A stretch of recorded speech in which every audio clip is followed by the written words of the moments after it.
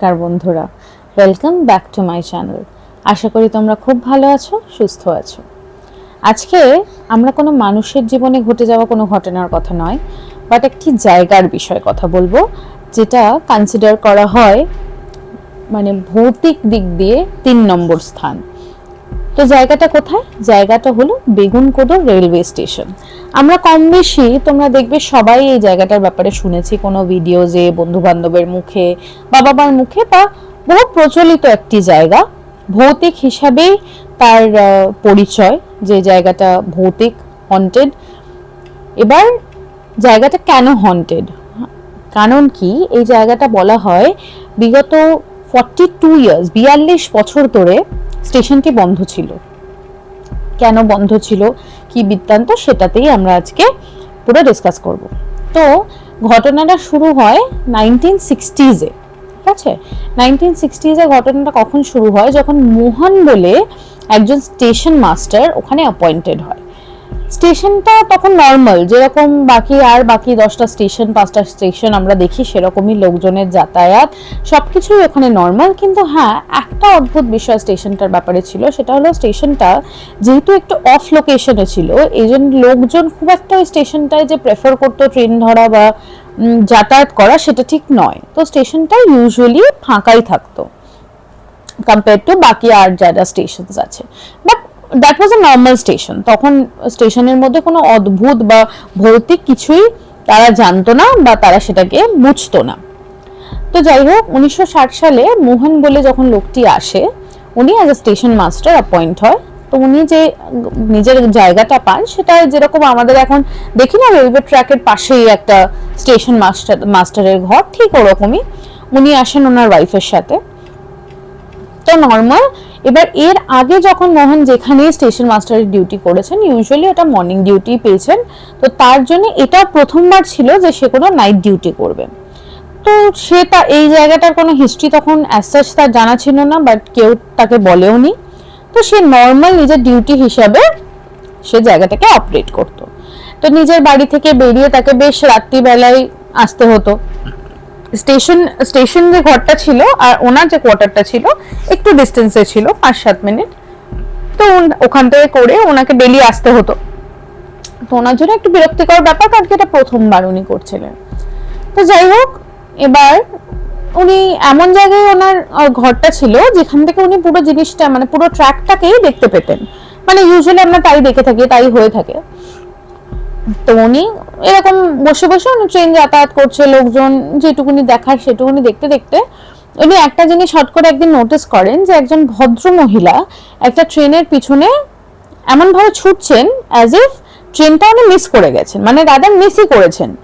তো উনি দেখছে যে অনেকক্ষণ ধরে ভদ্রমহিলা এরকম চেস করছে ট্রেনটাকে, আর উনি না কোনো নর্মাল গতিতে ট্রেনটাকে চেস করছিল সেরকম নয়, উনি কিন্তু বেশ জোরেই দৌড়াচ্ছিলেন, মানে ট্রেনটাকে মানে পাল্লা দিচ্ছিলেন, এরকম স্পিডে দৌড়াচ্ছিলেন, যেটা আমার মনে হয় সাধারণ কোনো মানুষের পক্ষে সম্ভব নয়। কিন্তু তখন তার মাথায় সেটা ক্লিক করেনি। সে চিৎকার করেই বলে যে, ম্যাডাম এরকম মিস হয়ে গেছে, কোনো ব্যাপার না, 1 ঘন্টার মধ্যে আরেকটা ট্রেন আছে, আপনি দয়া করে এরকম দৌড়াবেন না, আপনি 1 ঘন্টা পর ট্রেন পেয়ে যাবেন একটা। তো সে একটু পরেই দেখে যে ভদ্রমহিলা ঠিক ওনার কথাটায় পাত্তা দেননি, উনি পাত্তা না দিয়ে ভদ্রমহিলা চলে গেছেন। তো তারপরে এরকম কন্টিনিউয়াস 4-5 দিন ধরে উনি দেখছে এই ভদ্রমহিলা মানে একদম পেটেন্ট ভাবে উনি এরকম একটা পার্টিকুলার ট্রেনের পিছনে দৌড়াচ্ছেন। ট্রেনটা ছিল 12টা 10-এর ট্রেন, মানে প্রত্যেকদিন রাত 12টা 10-এ যে ট্রেনটা ক্রস করতো, সেই ট্রেনটার পিছনে উনি এরকম ভাবে ছুটছেন।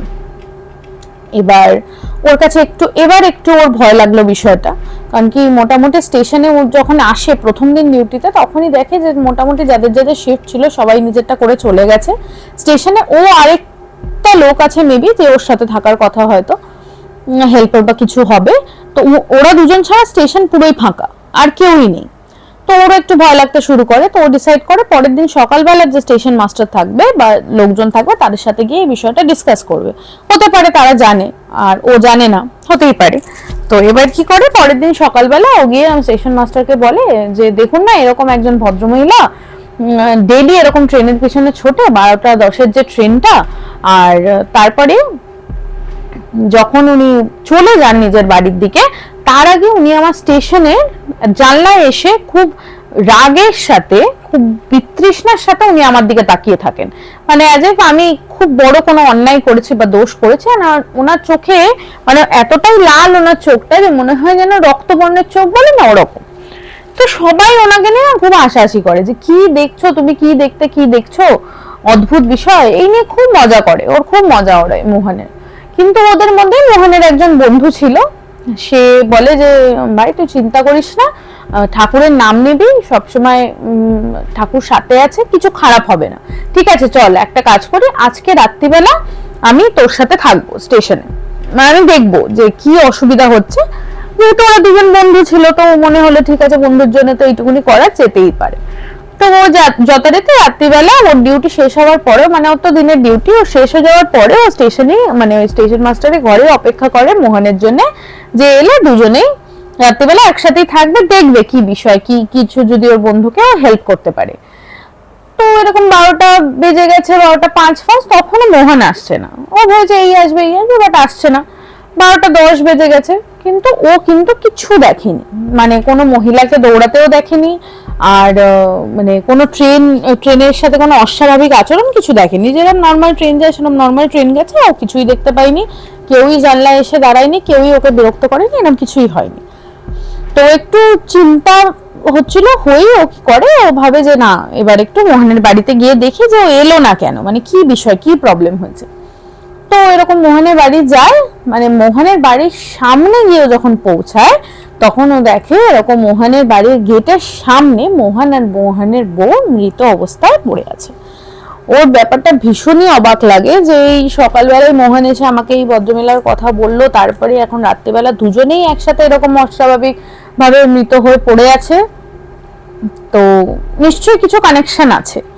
তো যাই হোক, এবার ওদের যখন পোস্টমর্টম হয় মোহন আর মোহনের বউয়ের, তখন জানা যায় যে ওরা এমন কিছু একটা দেখেছে, মানে they got so much shocked কি তাদের হার্ট অ্যাটাক হয় দুজনের একসাথে, মানে এতটাই বেশি কিছু শকিং ওরা দেখে ফেলেছিল, তার জন্য ওদের মৃত্যু হয় ডিউ টু কার্ডিয়াক অ্যারেস্ট।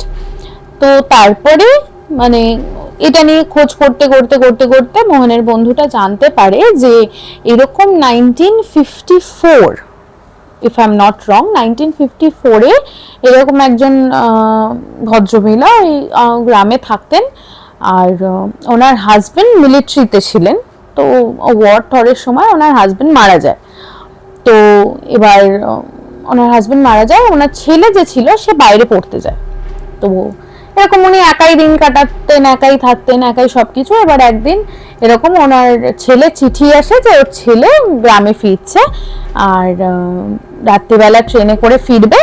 তো মাকে চিঠি লিখে পাঠায়, তো মা তো খুব আনন্দ পায় যে না বাবা, মানে আমি এতদিন একা ছিলাম, এবার ছেলে আসছে, তো ছেলে যাবতীয় যা যা পছন্দ টছন্দ, মিষ্টি ফিষ্টি, জামা কাপড় সবকিছু নিয়ে উনি স্টেশনে আসেন। স্টেশনের ট্রেনের টাইম ছিল 12:10 ট্রেন। তো যাই হোক, উনি যখন স্টেশনে আসেন, এসে উনি দেখছেন যে না ছেলে তো নামছে না। তো উনি কৌতূহলবশত ট্রেনের ভেতরে ঢুকে এরকম জিজ্ঞেস করেন যে এরকম ছেলে আপনাদের সাথে একটা বাচ্চা করে ছেলে আসার কথা, আপনারা দেখেছেন? তো একজন বলে আপনার ছেলে কি অমুক নাম? তখন বলছে যে হ্যাঁ, বলছে ওনার তো 3টে স্টেশন আগে ও পড়ে মারা গেছে, মানে 5 স্লিপ করে পড়ে ট্রেন থেকে মারা গেছে। তো এবার ওর মা কিছুতেই এটা বিশ্বাস করে না। ওর মা ভাবে যে না না বাবা, এটা অন্য কোনো ছেলে, হয়তো মানে অন্য কোনো ছেলে, এটা আমার ছেলে নয়, আমার ছেলে হয়তো অন্য কোনো ট্রেনে আসছে। তো অনেক দিন যাবত ওনার মা ওই 12:10 ট্রেনের সময় আসতো, সবকিছু নিয়ে ঠিয়ে আসতো, খোঁজ খবর করতো, কিন্তু অবশেষে ছেলে তো আর আসেনি। তখন একটা সময় গিয়ে উনি রিয়েলাইজ করেন যে ছেলে তো আর বেঁচে নেই, তার মানে ছেলে আমার মারা গেছে, তাহলে আমার বেঁচে থেকেও কোনো লাভ নেই। তারপরে সম্ভবত উনি আত্মহত্যা করেন। তারপর থেকেই এই 12:10 ট্রেন এর সাথে এই ঘটনাটা ঘটতে শুরু করে। মাঝখানে প্রায় 2 বছর মতো, মানে ওই 1954 এর পরের কিছু বছর, মানে ওই পরের কিছু 2 বছর এই ট্রেনটাই অ্যাবসলিউটলি বন্ধ থাকে। 12:10 যে ট্রেনটা সেটাই বন্ধ করে দেওয়া হয়। কিন্তু আনফরচুনেটলি মোহন যখন জয়েন করেছিল তখন ট্রেনটা আপ অ্যান্ড রানিং ছিল। তো সেই ক্ষেত্রে তখন ওকে এটা ফেস করতে হয়। তারপর থেকে দীর্ঘ 42 বছর স্টেশন বন্ধ ছিল। 2009 সালে বা 10 সালে, 2009 বা 2004, দুটোর মধ্যে একটা, যে কোনো একটা সালে আবার স্টেশনটা আপ অ্যান্ড রানিং হয়। এখন নর্মাল স্টেশনের মতনই হয় সবকিছু অ্যাক্টিভিটি ওখানে। বাট থিং ইজ, এখনো যখন রাত্রিবেলা ওখান দিয়ে ট্রেন পাস করে বা প্যাসেঞ্জার্সরা নাইট ট্রেনে ওখান থেকে পাস করেন, ট্রেন স্বাভাবিকের থেকে বা বেশি গতিতে ওখান থেকে ক্রস করা প্রেফার করে, বা প্যাসেঞ্জার্সরা নিজেদের জানলাগুলো বন্ধ করে রাখা প্রেফার করে। কারণ কি ওরা এখনো ভাবে যদি রাত্রিবেলা আমাদের সাথে ওই জিনিসটা হয় বা আমরাও দেখতে পারি, সেটা আমাদের জন্য মানে কে কতটা এটাকে নিতে পারবে সেটাও একটা আশ্চর্যকর ব্যাপার। তো তার জন্য এই স্টেশনটাকে এখনো বহু লোক হন্টেড মনে করেন। বা এখন কেউ কিছু ফেস করেছে বলে আমি এরকম রিসেন্ট কোথাও কিছু পড়িনি, বাট হ্যাঁ, এটাই এই জায়গাটার গল্প, ঘটনা। এই জায়গাটার অনেকটা মর্মান্তিকই বটে, কারণ কি একজন মা অপেক্ষা করতে করতে করতে করতে এমন অভ্যাস তার দাঁড়িয়ে যায় যে সে মৃত্যুর পর সেই অভ্যাসটা ছাড়তে পারেনি, ছেলের আশা ছাড়তে পারেনি। তো যাই হোক, আজকের ঘটনাটা এইটুকুনি, জায়গাটার ঘটনাটা। আশা করি তোমাদের ভালো লেগেছে। যদি ভালো লেগে থাকে please like, share and subscribe করো চ্যানেলটাকে। আর খুব খুব খুব ভালো থেকো। আনটিল নেক্সট টাইম, খুব শিগগিরই আসবো আবার কোথাও কারোর ঘটনা নিয়ে। Till then, tata.